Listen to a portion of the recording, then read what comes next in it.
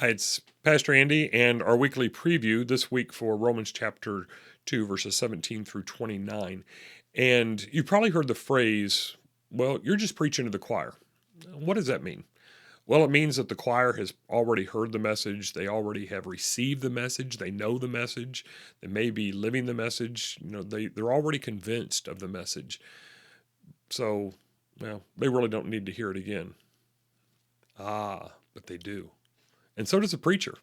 And so does a teacher. None of us are able to uphold the message that we are teaching, the message that we are preaching.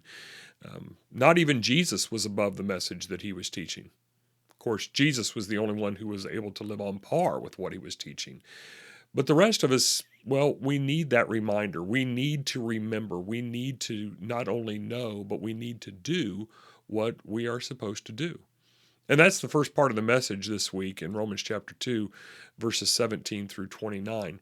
The latter part of the message then centers on kind of who we are. Salvation isn't about what we do. Salvation isn't about who we are, at least not in one sense. It doesn't mean anything that I am an American or that I am a church member or that I am a pastor or anything like that. No, the only thing that really matters about who we are is that who we are in Christ.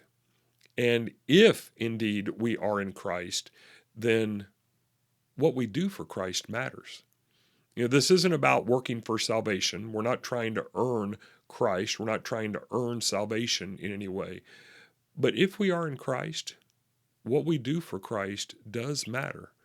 And if we aren't in Christ, then there is no way that we can do enough to please Christ in any way, shape, or form. So that's the latter part of this message this week from Romans chapter 2. Thus, practicing what we preach is important.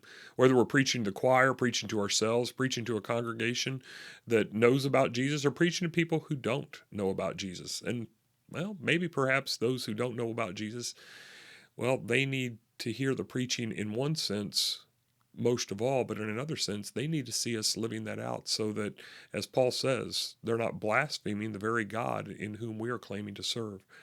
So for all of us, as we seek to teach, as we seek to preach, and as we seek to live, let us do so for the glory of God.